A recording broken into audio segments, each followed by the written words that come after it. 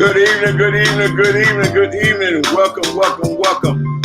Welcome to Greg Talks. Welcome to Greg Talks, the place where you listen to get the whole truth in space. You listen to get a fair view. Welcome to Greg Talks. Tag a neighbor, tag a friend, tell them Greg Talks is live right here tonight on Facebook Live and YouTube Live. Come on, join us. Good evening. That's my lovely wife, Dr. Rose. Good evening, good evening, good evening. Welcome to Greg Talks. We got an exciting show tonight. Yes, we do. Welcome to Greg Talks. Let's talk about it. Let's talk about it. Let's talk about it. This is Greg Talks. Go ahead and hit your share button. Go ahead and tag a neighbor, tag a friend. Tell them that Greg Talk is live now. Greg Talk is live right now here on Facebook and live on YouTube. So go ahead and click that share button. Go ahead and click that, start that watch party if you can. Whatever you can do, hey, let's do it now. Let's get it going, y'all. Let's get it going. It's Greg Talk time. Good evening, Lysandra, Monique Roberts. Good evening, good evening. Everybody tag and share with somebody. Let them know that Greg Talk is live. We got a great, great, exciting show lined up tonight. Yes, we do. And we want you to be a part of it because we want you to receive the blessings that God has for you. Yes, we want to share information with you. We want to get the information in your hands, in your ears, and in your heart. This is what we do here at Greg Talks. We spend our time trying to promote somebody else that's doing worthwhile things in our area, in our city, in our nation, in the world, period. So we just want to spend that time doing that. So go ahead, my friends, go ahead and tag a friend, tag a neighbor, tell them Greg Talks is live right now. I'm excited this evening about the guest that we have this evening. Great, great young man. I've had an opportunity to meet him virtually. Never had a chance yet to meet him personally, but I know that day is coming, and he's doing great things in the city of Birmingham. Yes, he is doing great things in the city of Birmingham. My guest this evening that is joining us, he has a lot of good information to share with you about the thing that he's doing, and certainly want you to be involved with him. And guess what? He wants to be involved with you. So, hey, it is an awesome thing that he's doing, and I'm just glad to have him here tonight as a part of Greg Talks. He is a mentor. He's a minister. Yes. He's heads up. He has an organization called the Man Project. Yes, he's doing a lot of great things. He's a podcaster. All of those things that he does right here in our city. So let's give it up. Let's give it up tonight, y'all. Let's give it up. Let's give it up. Let's give it up for my man, Mr. Richard Cade. Come on, welcome him. Welcome him to this thing, Richard Cade. Richard, how you doing this evening, man? Man, how you doing this evening? Good. How you doing? Oh, I'm doing good, man. Doing good. Just excited to have you here on the show with us tonight. How you doing? Oh, I'm good. Look like we're having a little technical difficulty. Yes, these things sometimes have a mind of their own. Man. Say again now. Yeah, it's all good. Oh, awesome. No, so good, I understand. Yeah, okay. All right. Well, we're gonna make it through. We're gonna make it through somehow, some way. We're going to make it through. So I'm certainly again, I'm asking everybody that's on to tag somebody, to share with somebody. Make sure you click that share button. We need to get this information in the hands of as many people as possible. So that they can know where to turn to, what to do in certain times of need, because we live in a time now, and I think sometimes, Richard, people forget that everybody needs somebody. We all need somebody in our lives. So, Richard, you have an organization called the Man Project. I actually had an opportunity to catch you guys on Fox 6 News a few weeks ago, and and it's kind of sparked my interest, and I knew at that point that this is a person that I need on Greg Talks. So we're so glad that God found a way to connect us and to bring us together. You came to us, you spoke to us at Miracle Academy. and your people have been speaking to us at Miracle Academy, and we certainly appreciate that. So tell us, what is the Man Project?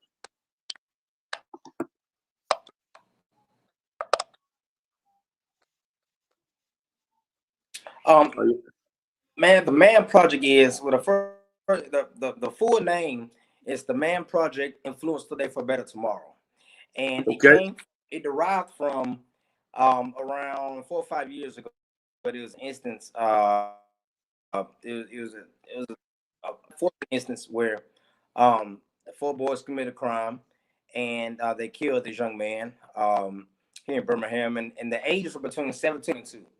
And it kind of sparked me because all the ages, nobody was over 20, 22, 23 at the time. And because of that, I had my co-founder that I go shout out to Mr. Laster.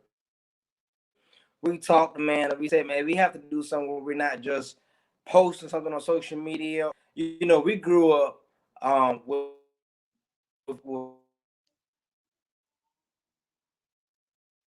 that. Okay. So we understand how can is that. What we're doing, we're trying to, build them. So we talked, sat and prayed about it. Man, it's always building something. You're never complete. It's always a growth. It's always the next level. There's always something to be better than. And so to become a man, from a boy to a man, you have to be able to adapt, to grow, to elevate yourself. So when we say influence today for better, the last part of it, and so for better tomorrow, meaning that it's just plain and simple that if you build a better person, a better man, and you're a young male, then the influence you make today will make a better tomorrow. Okay, so in essence, the things that you do today can determine what your life is going to look like 5 years from now.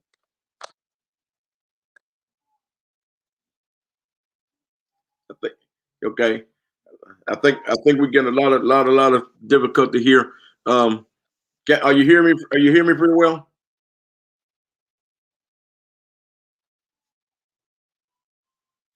Oh, Richard froze up on us. Hey, this technology is crazy when it wants to be. Sometimes it works, sometimes it don't. It worked good before we came on there. Wow. Say again, Richard. Yeah, it's good and bad at times. I'll tell you that much. Yeah, it's freezing up real bad for some reason right now. It was doing good before we came on the air, but all of a sudden now it's lagging and dragging. But we're still here. We're still here. We're gonna see can we fight our way through it, because I really want you to share information about the Man Project and things that you guys do. So what are some of the things that you do at the Man Project? Let me give me 2 minutes. Let me log off and log back on. Don't mind, so I get a better connection. To my signal a little bit closer. You like about a minute and a half, brother. That's okay. So okay, so we can be able to make this happen. All right, that's great. That's great. We'll do that. You know what I'm gonna do? You go ahead and do that. 2 minutes. Let me try to get it together. Yeah, you go ahead and do that, and I'll talk to the audience for a minute, and maybe I'll play a little music until you get back. We'll make something happen. Charleston, what's up, brother? What's up? We're having a little technical difficulty, but Richard is going to sign off for a moment so we can get a better connection. He's going to come back because I believe that, while I know without a shadow of a doubt what these guys are doing at the Man Project is absolutely phenomenal, and we need to be able to share that with the world. What they are doing, we need to be able to share that. So definitely, we're going to try to get Richard to get back on here in just a moment. He's going to see can he get a better connection. It is what it is. But I also know that sometimes the devil that's information that the devil never wants to get in our hands. So we fight through. We do what we have to do to make things happen. So here we are again on Great Talks. In the meantime, in between time, listen, go ahead and call somebody. Since if they don't answer your tag, they don't answer your share, go ahead and call somebody, tell them, hey, y'all, Greg Talks is live on the air. You need to get this information. We're dealing with the Man Project, the mentor. Yes, Richard is the mentor. He mentor young men. He's also a podcaster. So let's go ahead and let's go ahead and do that. Go ahead and tag some. I see a few more people coming on. Yes, let's go ahead. We need as many people on as possible to get this information. So let's go ahead and do that. Let's do that. If you would, let's get him on. In the meantime, I'm gonna drop a song on for you guys just to hold on for a moment until Richard come back. This song right here is not a hype song, but I kind of like it because it talk about the fact that if God don't have our hearts, nothing else really matters. Woo, man! If He don't have our heart, man, nothing else really matters. Yes. So okay. I see people coming. Y'all coming on. Y'all coming on. We gotta give Richard a little time so she can get together over there, and he's gonna pop back on with us. Yes. I don't want your time. Yes. I don't want your tears. So stop all that crying. Yeah. I don't want your praise. I don't want your y'all just stay with me for a moment. Let's make this happen. Let's get this word out. Let's get this information out. Yes, let's get this information out. I don't want your fame. That's what we want to do, y'all. That's what we want to do. So in the meantime, I want you as well to go ahead and, if you got questions, you can go ahead and start posting your questions now. So when Richard get back on, if you got questions about the man, you got questions about mentoring. Maybe you know somebody that needs a mentor. Or maybe you need maybe you want Richard to come and speak for you, or whatever the case may be. Go ahead and start posting those questions now, and we can have those questions ready when he should get back on. Here he come. All right. Let's see if we get a little better here. All right, Richard. Let's see if that's a little bit better. All right, that's good. I'm looking sounding. Oh, you sounding real good now, man. You sounding real good. Good. Sounding real good. Okay. I was just letting our audience know they're hanging there with us for a minute. They are hanging tight. And I appreciate it. Much obliged. Like my dad used to say, much obliged. Yeah, hey, that's much better right there. So I want to go back, because everything we said before, everything you said before was a little distorted. We talked about, you were telling us about the Man Project and what the Man Project is. And so let's go back over that again, if you don't mind. Okay. Yes, sir. With the Man Project, the first part, the Man Project, we have that as a building block. To become a male from a boy to a man, that takes progress. That takes growth. So project, and we have a project. When you do anything with a project, you have to have pieces together, correct? So you have to you have a building block. You don't have a builder without the foundation. So with the Man Project, what we're trying to do is give young males that foundation in life, teach them the etiquette skills, teaching the basics of being a gentleman, of knowing what's a man's place or a man's role. And not being male chauvinist, but in society, there are things that men gonna have to take control of. Like men gonna, I put it this way: before we can demand respect, we have to give respect. So we have to teach our young men, our young males, what respect is. So that's the Man Project part. The latter part, which is Influence Today for Better Tomorrow, is pretty much self-explanatory. The things that we're building for them now, that foundation to be a young man, to grow to become a better man, that influence what they're doing today to have a better tomorrow, not just for them, but their communities, their homes, their children, infant. All those things just play a part onto what the Man Project is. Wow. Now you were saying something earlier about a young man that was killed or something. You were saying? Yeah, I was talking about where the Man Project derived from. It was an incident in Birmingham about 5 years ago. And it's actually our 5th anniversary coming up next week on the 15th, actually, in a few days. And what happened, it was 4 or 5 kids. They killed this young guy over in the lake. I don't know if you remember, over in the Lake Cyrus area. That guy that got up in the morning to exercise, and the boys killed him. And every single one of those boys, man, was between the age of 16 and 21. It was like 5 or 6 of them. Wow. That tell, I got a son, he's 14 now, but at that time, I'm like, man, I got 3 or 4 boys that's in my household that I have to raise, and so that means there was a lack of something. And I don't say all the time there's a lack of fatherhood in the house, because sometimes we can be present but not present. You know what I'm saying? Yeah. Present physically, but not present, not present spiritually, not present emotionally. Just there, you know what I mean? Just there, you know what I mean? And so, that challenged myself to become a better father, to make sure that I take care of, them emotionally, just letting them know that, hey, it's okay to have frustration, but we got to communicate that. And I think that's a lost art sometimes with our young men, is that we don't take time to let them know that it's okay to have frustration, because you're human. Because if you don't let it out, it's going to come out, doing robbery, trying to get acceptance from somebody, hanging out with the wrong crowd. All those things are going to play a role when we start rejecting or denying our feelings and emotions. So we have to embrace what's going on in these young guys on the streets, because what it is that whatever's going on, somebody rejected them, so they have to resort to something else to fill that void in. Same with us grown men. We may fill that void in with womenism, with alcohol, with drugs. Same thing with kids. They fill that void with something else, whether it be streets, whether it be crime, whether it be robbery. They do all that to get attention because they have that void from somewhere. Wow. So basically what you're saying is that many times we young guys, should I say, get into trouble because they're looking for attention, or they're looking to fill a void. And then we're not giving them that opportunity to express, some way. Oh, you'll be out. You just get over it. You know what I'm saying? How many times you heard that growing up, man? You'll be out. Get up and try it again. yeah. Get up. You'll be out. You'll get out. You know what I'm saying? Yeah. But we got to go that extra mile to say, hey, what's causing you, man, to go into these communities and do this stuff, to vandalize these houses or all that kind of stuff. You know what I'm saying? Wow.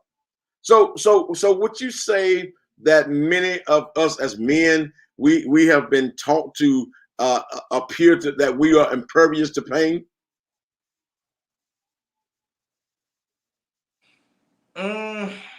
We've been taught to hide it. We've been taught to ignore it.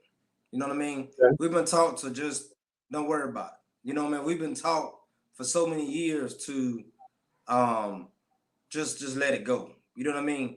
And we grew up in now where my dad said the same thing. Boy, do what I do, not as I say. You know what I'm saying? And it's hard. It's hard to expect that now. You know what I mean? Oh yeah, definitely. So where is the Man Project? I mean, you is there a building? Is there a location that you guys operate from?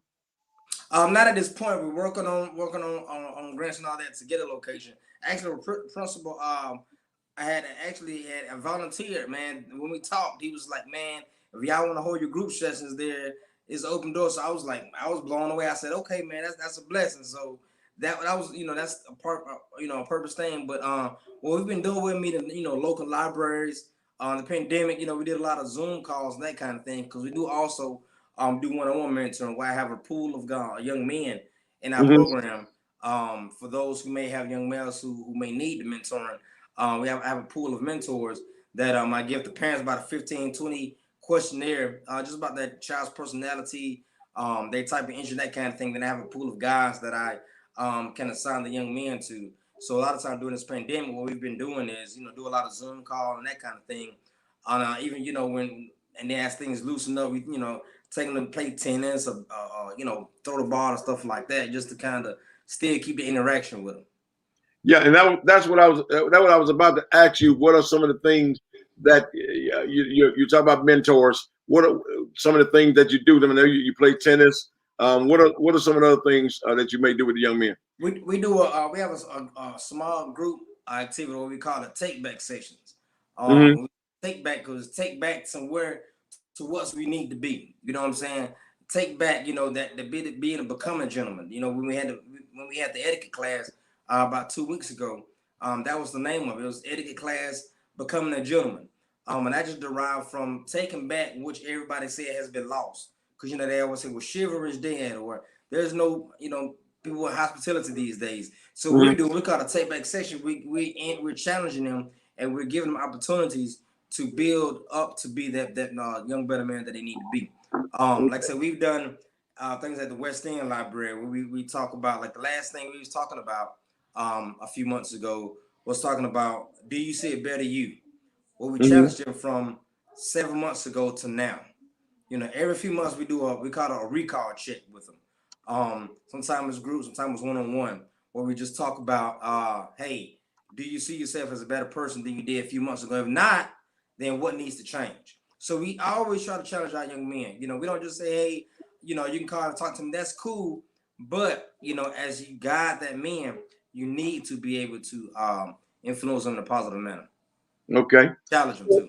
So, how if okay, we got you here on the show tonight to kind of tell people what you guys are doing. You know, if somebody wanted you needed to contact the Man Project and say, hey, we got some young men that we need you to talk to. We got some young men that's dealing with this or dealing with that, and they need some mentors. How can they get in touch with you? Well, they can reach out, go to our website, which is tmanproject.org. That's TMAN Project. That's tmanproject.org. They go to the website. Go in there. There's an area where you can subscribe, or if you want to become a mentor as well, there's the area for there. Or you can actually just reach us out on social media. Our page name, the Man Project. Influence Today for Better Tomorrow was our full page. That's right there. Man, you want it, man. I got to get some of these tips from you, man. Hey, I've become a pro in this pandemic. Sometimes I may have somebody working behind the scenes taking care of it. I've become a professional, man. I'm telling you, I think this pandemic has squeezed a lot out of most of us, man. You know, yeah. You know, and one of the things that God said to me the other night, because I was meeting with a team at our church, and I said this, you know, that God showed me something.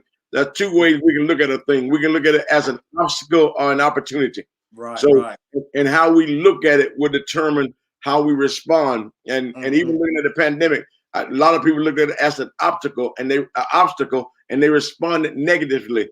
But if you look at things as an opportunity, then you will respond positively. So a lot has come out of me. I've learned so much over this past year. Yeah, well, I'm down to have to take some of your classes, man, because I they free. But if the website that's there, people can go in there, and once you go on that website, it'll show you all the social media links to Facebook, the Instagram, and the Twitter as well. We're working on a YouTube page as well. So, but go on the website. If you go to the Facebook page, if you want to message us via any of those social media, whether it be whether it be Instagram, Twitter, you know, either myself or my coordinator will not see it to get to it, definitely respond back to you. Awesome. Now, so here's one of our guests that's in today's culture, especially with the younger generation, being mature and taking on a role of integrity is looked at as lame. Wow, and that is so true. That's true. How do you keep young men engaged and encouraged, and that doing right is actually rewarding? Wow, I love that. That's a good question. That is good. And that is really good. One thing that I've actually adopted some things. I give credit, man, to my son. He's 14, and I talk to him about a lot of stuff. You know what I mean? I say, well, man, what if I did this? He'd be like, yeah, Dan, that'd be kind of lame. So what he's shown me is that kids don't really want to be. They don't mind being corrected, but it's how you talk to them. You know what I'm saying? Don't talk to them like they're dumb, because they're gonna feel like, oh, now you think you're better than me. Or don't talk to them like you know it all, like my son do sometimes. He'd be like, because you're gonna say you got a big ego. So, because like literally he told me that. I'm like, man, for real. He was like, I was like, you know, but so one thing I always do with my boy, I try to be real all the time. So what we do is that, you know, we tell them, okay, let's play it out two ways. If you're gonna be a certain way, let's role play. How will things react to you? How would you think people react to you if you do it this way? Then we're gonna counter that part and say, if you're doing something else, how are people respond to you? If I step on your shoe, I buy you some new LeBrons. How you will react to it? That's why I tell them it's all about action and reaction. Yes, it's not just about, okay, I'm gonna do right or wrong. You gotta understand the things that you do. Are you gonna have a reaction to whatever's gonna follow that? And sometimes those consequences are gonna be too late for us to examine. So that's why we gotta take the time and chill and like listen to what's going on. Wow, absolutely. And it was funny you said that about the consequences, because that's exactly what I was thinking. Because many times we see them doing things and they give no thought about the consequences, right, after it's done. Yeah. So, and I even told my son, he was like, because you know, some teenager be like, I'm gonna stop talking about, because he'll look at this later and say, see, Dad, there you go, using me again, example. But but I told him, he like, I want to take a shower. I said, okay, let's try this. Don't take a shower for 3-4 days. Watch what happens. Then after a while, you know what I mean? And then after not washing clothes, that's what I tell these parents, you know, let them have their way, not let them have their way, but let them see the consequence of their actions. Mm-hmm. You know what I'm saying? If they have an issue taking something that don't belong to theirs, do this. Go to their room, take their stuff. I'm saying, what I'm saying is put it, mama, you seen my game, bro? Nah, put it right on your bed. And so then they said, that is mine. Oh, you mean the way you took this, or you took someone, you know what I mean? We have to be relatable to these young men and let them know there's consequences for every action. It don't take. I talked to juvenile detention center teenagers every few months. Mm-hmm. And that was virtually. And one of the kids said one time, I asked him, I said, who y'all look up to? You know, everybody had their picks and chooses. One guy said the drug dealer. This is like the 4th weekend. Yeah. So then all the parents start yelling, blah, blah, blah, blah, blah. And I just sat there like this. So then I said, okay, now after y'all did all that, ask them, did that help? Not any. Not any. Don't help at all. And I said, them yell at you, telling you not to do something, did that have influence? He was like, no, sir. You know, because this was like his 3rd time, you know, in trouble. So to him, he basically, you know, run the, you know, he gets street cred, you know what I'm saying? So, but we have to show them those consequences, you know what I'm saying? We can't just yell, you know what I'm saying? You know, about the reward, you know, you have to let them see those consequences are going to happen.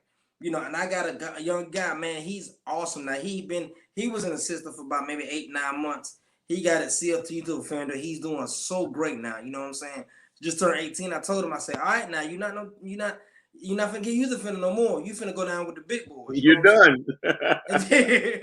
So, but I say that to say, look at your consequences, you know. And I tell parents all the time, don't be so hard on thinking that's something that you might have done. Sometimes kids just it happens. Life happens sometimes. I think that's one thing I had to deal with and understand myself as a father.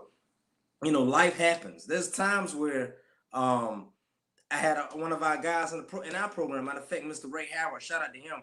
He got I think he'll be a good guy to interview too. He got it from prison to I have to send you the link. But his name is Ray Howard. He's one of our team members. I tagged him in the post, y'all, on social media. But he did it maybe about 4 or 5 years in prison for stealing and robbing. But his dad was superintendent in a mostly white neighborhood for years, and his mom was a nurse.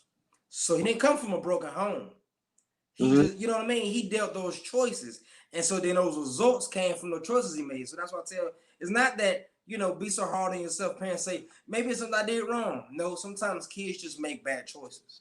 Right, and that's what I was about to ask you that question, because I was, and you answered it before I asked it. We're on the same page, because I was going to ask, what would you say to that parent? Because sometimes as there are parents, man, that our kids get into stuff and we feel like a failure because, like, man, what did I do wrong? What could I have done different? And sometimes realistically, it's nothing you could do different. You've done what you've done. You've done your part. You've done what you're supposed to do. And if the child bent you off to do something different, then that's the choice that they made.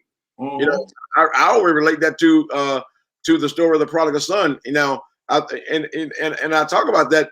I think sometimes we forget that the man had 2 sons. You know. And the Bible plainly tells us that man had 2 sons, you know, and one of them decided he was going to go out. The other one decided to stay home. And you realistically, if you look at it, the story, the one that stayed home was in worse shape than the one that left. You know? Exactly. So that's a good story, man. You know, we have to look at it, like I said, realistically. You know, I think we as parents, when our kids, you know, and I hate that society has it where when we see children that has on the wrong, a lot of times they look down on the parents. And that's one of the biggest things that I hate society does so much, man, is that, you know, they sit and try to say, oh, well, she must have did something wrong. Not necessarily. You know, and I try to say that to a lot of our parents. Yeah, you know, like I said, a lot of our kids aren't single parent homes. It's just sometimes you want that extra influence in that kid's life because they know they can't. Like I just turned 40. I got a 14-year-old and I got a 1-year-old that just turned 1 2 weeks ago. Yeah. You know what I'm saying? So 15 years from now, I ain't gonna be able to run around with him when he's 15 years old. You know what I'm saying? So hey, you're preaching to the choir. So you already know there. my oldest is 31 and my youngest is 12. Okay, see. It is not easy keeping up with this 12-year-old. Exactly. Exactly. You know, when you got a 12-year-old and grandkids, you know. I understand what you're talking about, my brother. Yes, sir. Yes, sir. It can take a toll on you, man. For real. Woo! Yeah. Wow. So many times, and I hear you talking about what society say, and I did a show a few weeks ago that was titled "Don't Buy Into What They Say," because I think you know, we have to get parents to understand that you cannot listen to everything that somebody else say. You know, because I think what happened is when parents stop listening to what everybody else say, then that's a possibility that some of our children will stop listening to what everybody else say as well. Right. Exactly. Yeah. Like I said, we gotta, man, like I said, train up a child, but we gotta look at what we're training these children. Yeah, and how. Right. You know, exactly. Sometimes we don't understand what we're training them and how they train. And you know, it's something that I've talked about a lot in the past, and many people talk about a lot in the past as well. You know, we wonder where our children get lying from. Why they lie so much, and we taught them how. You know, by answering the phone for us and telling folks we now own. Yeah, but small stuff like that, it'll do it. And we wonder where they get it from. You know. Right. Exactly. Yeah. You know, wonder where they get it. Wonder where they get stealing from, and you never did take the neighbor their stuff back that you borrowed. You know, so. Yeah. You know, but you know, and I understand, you know, as well that things have changed drastically in the world, in society.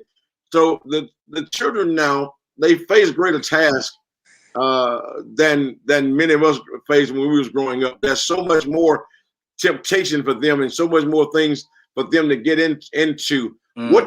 What do we say to a child that has all this stuff just at their fingertips?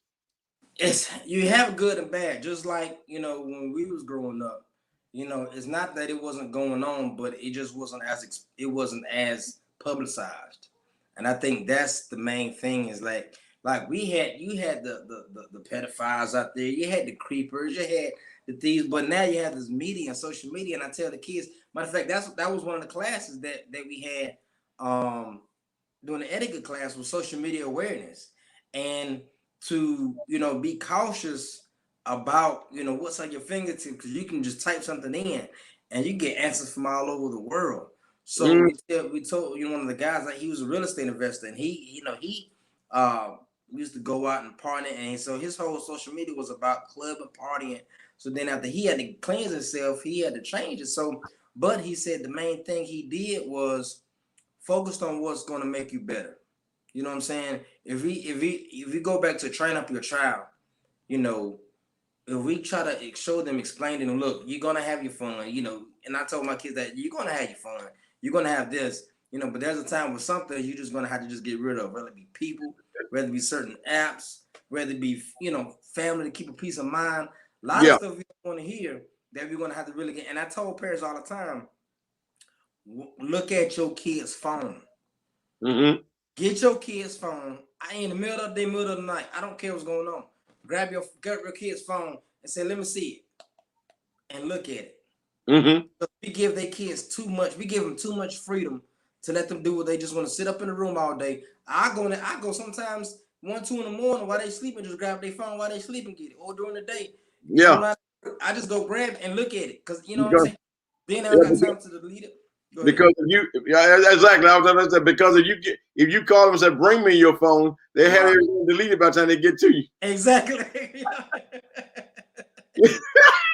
I want again, I'm audience, if you got any questions, I know me and Richard having a good time here, but if you guys got any questions or comments, go ahead and type them on the screen, and we definitely want to deal with your questions or deal with your comments, whatever the case may be. But go ahead and we definitely thank Shalencia Cherie Moore for that. That was awesome. What she stated there as well, and the question that she asked is really phenomenal. And these are the kind of things, the feedback that we're looking for, because this is the kind of information that people actually need. You know, so I would say this, and you're talking about checking a child's phone and stuff like that. It's important. You know, now I'm one of those parents that I would go. You know, I might not even ask for the phone. You know, I go on the internet and pull up my account, and you know, I pay the phone bill. Right. Yeah. So I can go online and pull up the account, and I can see everybody you call. There's everybody. Yeah. So right. There are ways to do things, you know. But yes, so it is important that we do that. Then two, it's also important. It is important for a parent to know their child.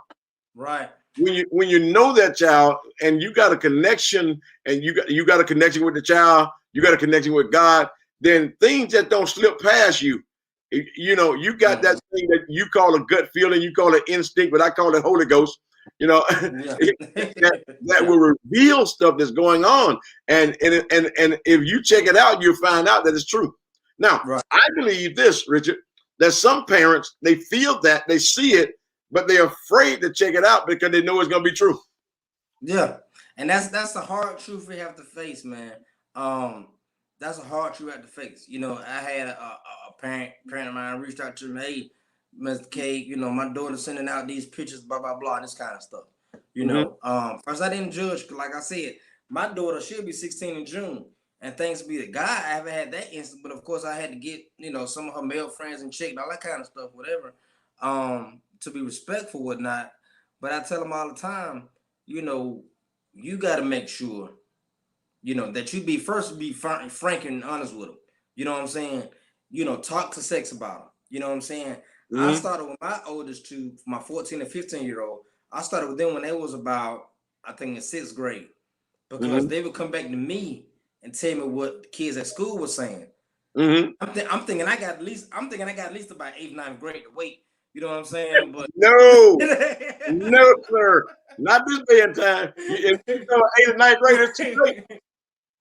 Man, and so, you know, my daughter's 16, and so at the end of the school year, one of her classmates was pregnant, man. So, you know, I had to break it down and talk to her, you know, about how boys at their age, you know, if they not doing nothing to help build you up, you know what I'm saying? You know, because my daughter taking some summer class at UAB last year for writing.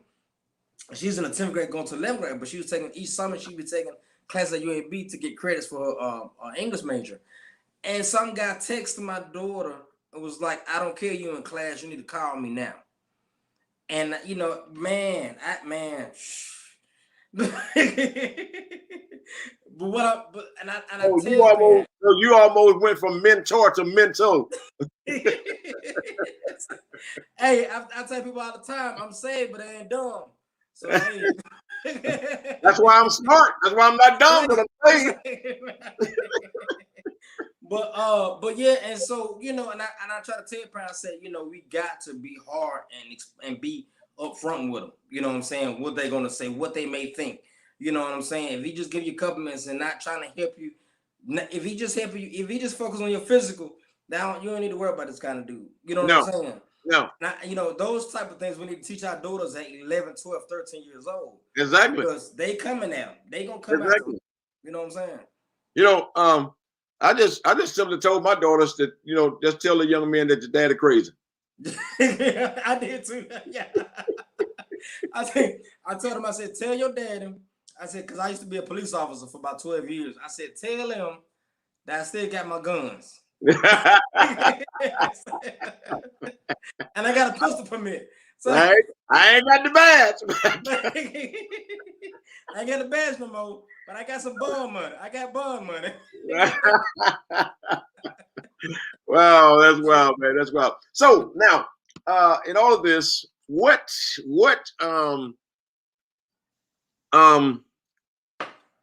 if you know, let me go back to something else you said, because you talk about Proverbs 22, train up a child in the way that he should go, and when he's old, he will not depart from it. You know, one of the greatest things I heard in my younger years of pastoring, I started pastoring when I was like 23 years old, and everybody in the church pretty much was old enough to be my grandparents. So there was a lot of wisdom there, and there was some wisdom that one of the men dropped on me. He said the Bible says train of a child. He said people ain't training children, they're just raising them.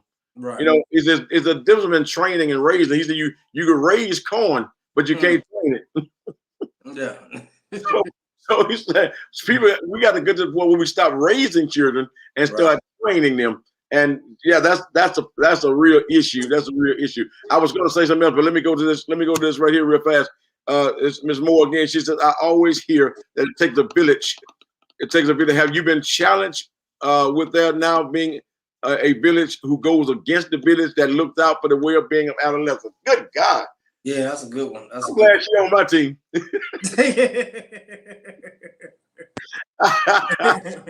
that's good. That's good. That's a good question.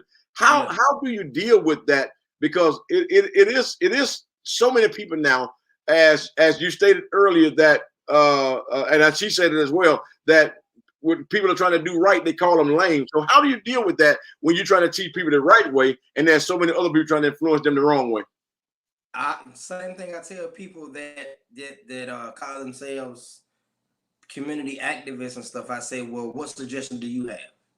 If what you think I'm not doing is going to be productive, if what you think I'm doing is not going to work, give me your input. I'm not saying I'm not saying that to be smart. I'm not saying that to be a smart. But if there's the issue with what I'm doing, I tell people about I love the city of Birmingham. I said, people like, well, why they're not doing this as part of town? I said, have you been active to your neighborhood association meetings? Have you gone to city council meetings? Have you gone to the business meetings for the zoning? I said, we doing all this yelling, all this, blah, blah, blah. But what are you doing? So if you're going to sit and yell about the village and what is not growing, have you added some seeds to this village? Wow. You know what I'm saying? That's the first thing I tell people all the time. Stop worrying about, I'm sure you tell your kids, don't worry about everything else. Worry about what you're doing first. Man. And even as adults, man, we worry about what everybody else doing on social media, what everybody's doing their job, even their jobs. How come she get to do this? It don't matter. You do what's right. Because in a long time, what they're doing is going to catch up with them. Same way I have a lot of politicians, they, go to jail, or you have, people abusing their power, they get fired, or whatever the case is.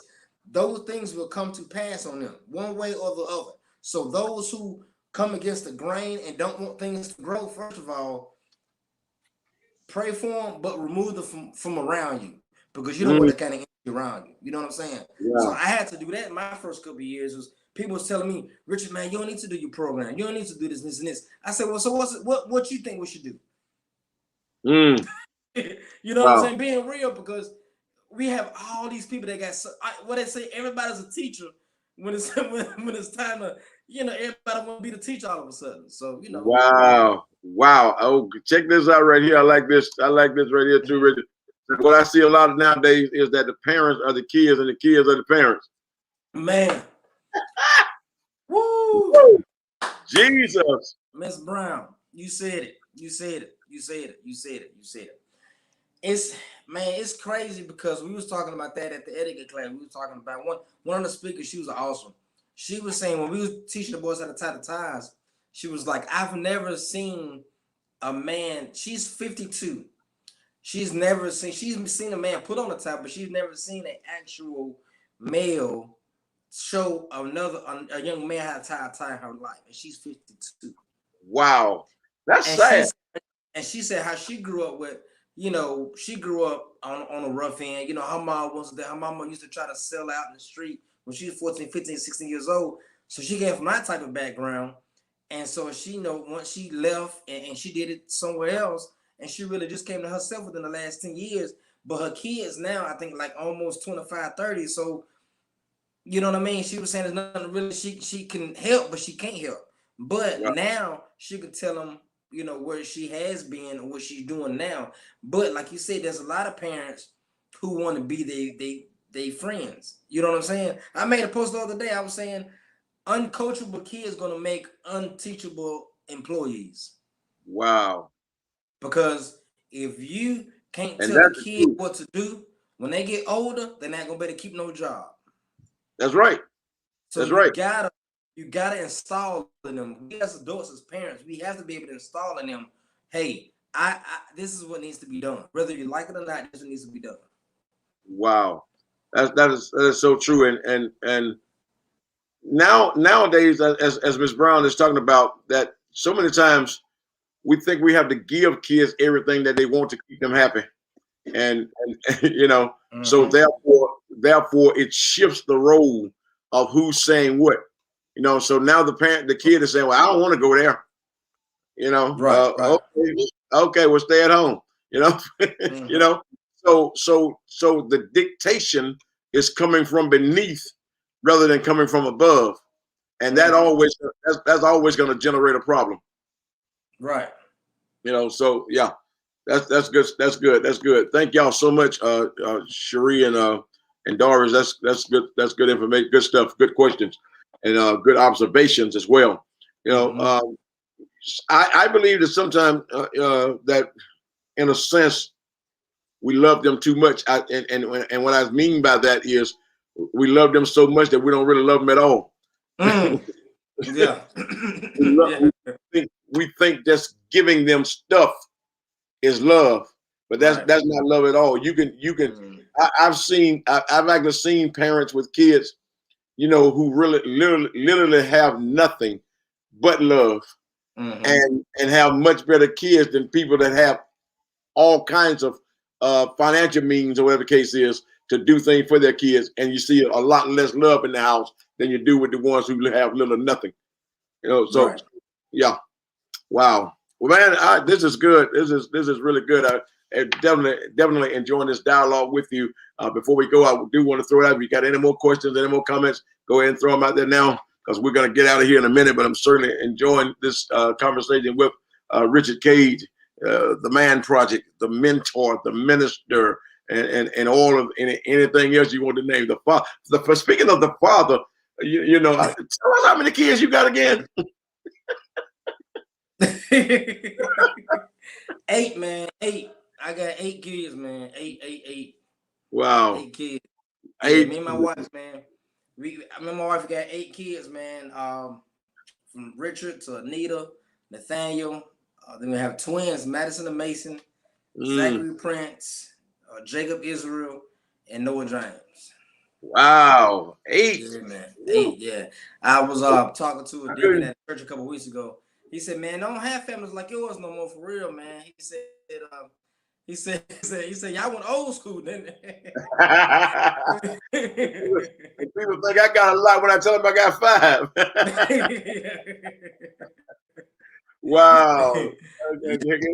Ms. Brown, again, see, another thing is that social media of raising our kids, man. Wow. Yeah. And she's right, because they get stuff off social media, they come back and tell us, guess what?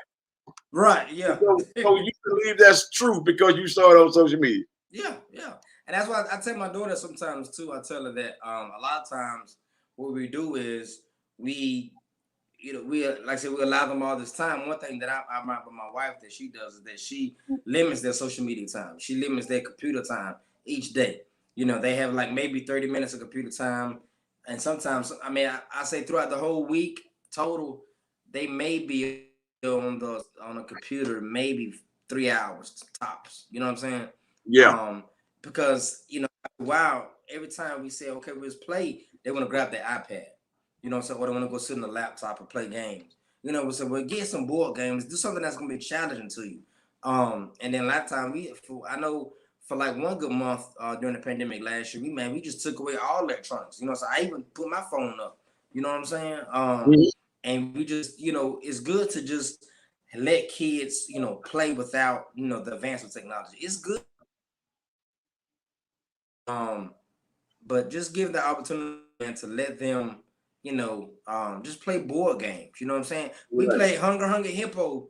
We do on Friday nights. We do movie night. We play Hungry Hippo, man. We play Hungry Hippo. Now that was so long ago.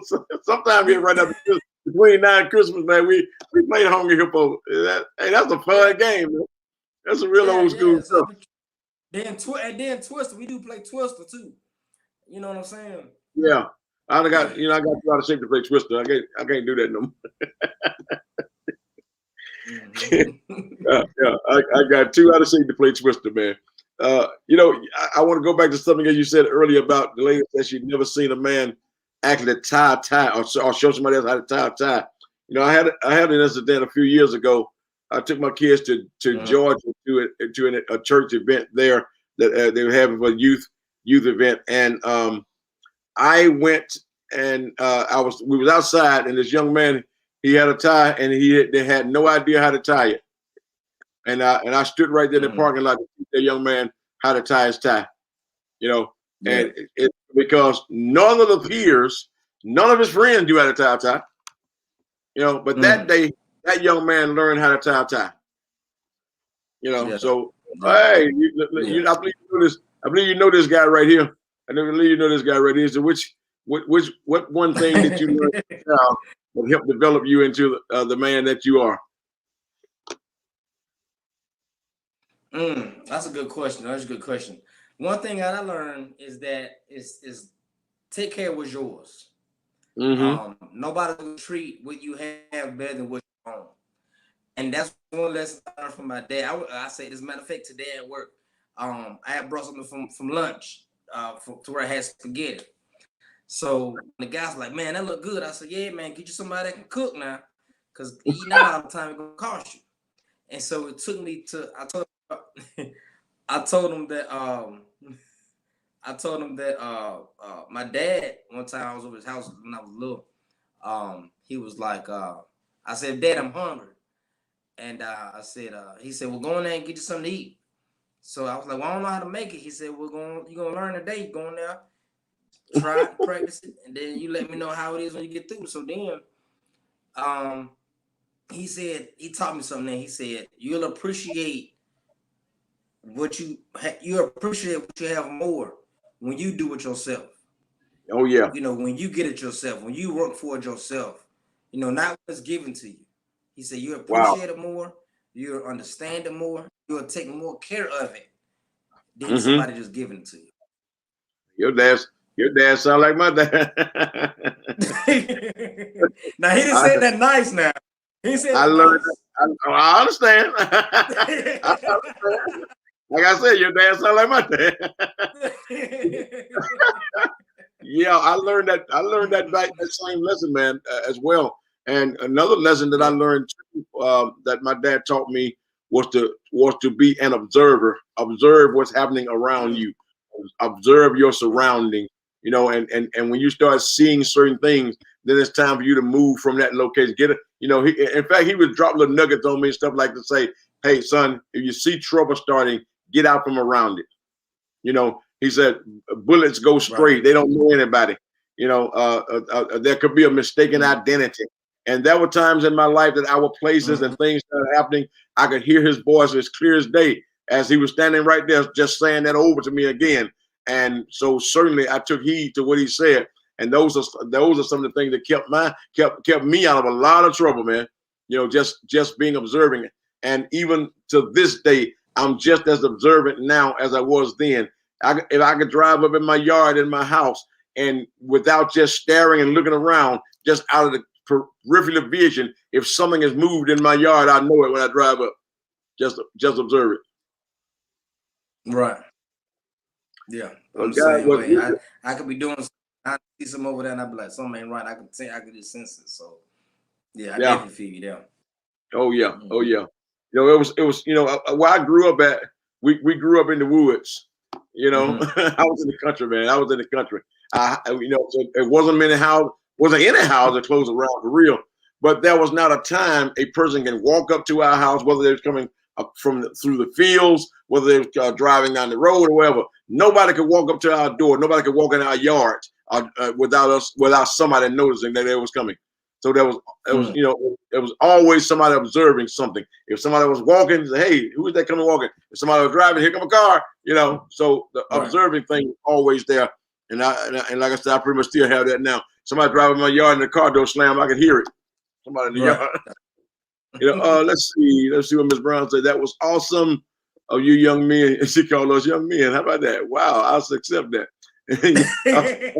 No, no, man. I read it wrong. She didn't call us young. Oh, okay. She said that was awesome of our young men, of you, our young men, these mentors in their life, because a lot of our young men are looking for a father in their life, because a lot of them are crying out to our older men for help, and that is so true. We can't be so quick to reject them, but we got to sit down and sometime and talk to them. In fact, I talked to a young man in jail one day, and his brother was in jail. His brother was, I think, had recently been sent out to prison, and he was still in the county jail.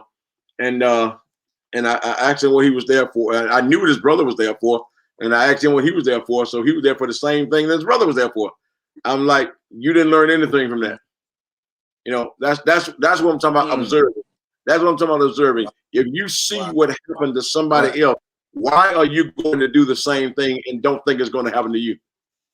You know, so these are the kind of conversations I believe in mentoring our young men. These are the kind of conversations that we have to have with them. You know, ask them questions that's going to make them think. We got to.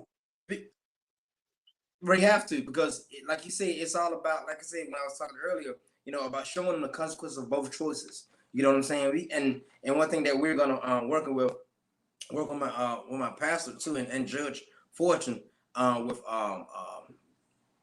oh my God, my mind just blank on the name, family court. You know, talk. We got to meet with them later on this month about doing some mentoring. We have the mentoring session actually with family court. And that's one thing that I tell them. I said, man, you have to learn from your choices. You know what I'm saying? One thing that I believe that it lacks is that we don't apply when we make those mistakes. We think that, well, I go ahead with it this time. You know what I mean? Well, I get over that time. That's why I told the young man, I said, man, you're not that 14, 15-year-old you were now. Now you're 18. You're not finna go to juvenile. They ain't finna seal nothing now. And matter of fact, it's sealed from you. But if they want to, they actually could still go and find. They still can. Need to. They still can if they need to. Still can get it depends on what other kind of crime you commit. They still can. Exactly. Yes. Because they go back 15. They say also when you was an adolescent, when you was 14, 15, you did this and that. So that's why I tell you, one time it follows you all the day of your life. Anything you do now, your behavior, your patterns for what you do now is going to represent you in the future, because what you're doing now is preparing you for the future. Right. What you do today can determine what your life is 5 years from now or 10 years from now. Exactly. Yeah. Exactly. So Richard, man, we appreciate it. I mean, I know me and you, the way we going, we can go on all night. This is good. I'm really enjoying this dialogue with you, man. It's great. And thank again to our audience for your questions and comments as well. You know, and as Dara just said again, as our children get older, we can still teach them a lot as parents, and that's a fact. It really doesn't matter how old they get. We still have the ability to teach them something. You know, we never stop teaching, and two things in life: we never stop teaching, and we never stop learning. Right. You know, my dad used to say, whenever you stop learning, you're already dead. So, you know, so we never stop teaching, we never stop learning. But Richard, thank you so much for sharing with us tonight. God bless you, man. I'm looking forward to us, you know, doing a lot of great work together in the future. You know, believing that without a shadow of a doubt, because I believe God brings people across your path, and He connects people together for reasons to do ministry together to help change. Now, watch this. We won't change the world, but we can change somebody's world around. That's the difference that we have to make. And that's in fact, it's breaking up, guys. You're breaking up. Wow, are we breaking up bad? Not sure they're gonna come. It's breaking up. I'm good now. Okay. Yeah, I was just saying I'm grateful that we had a chance to do this together, and God has brought us together, and I'm looking forward to doing great work together in the future. But we'll talk. We'll talk without a doubt, for sure. And I appreciate this opportunity for you to come and share with people, to let them know that, hey, something can change. We might not change the whole world, but we can change the world of somebody around us. Amen. Definitely agree. Thank you so much, Richard. And thank you for the opportunity, man. Appreciate yes, sir. And to all of our friends and all our guests, all of our audience are watching wherever you are, and whether you're watching now, whether you're watching later, we appreciate you sharing with us. This has been another edition of Greg Talks, And we thank God for you tuning in. And I pray that this show has been a blessing to you, that you would take something that you learned from it and share it with your community, share it with the village that you're in to help change somebody's life. God bless you guys. Y'all have a good night.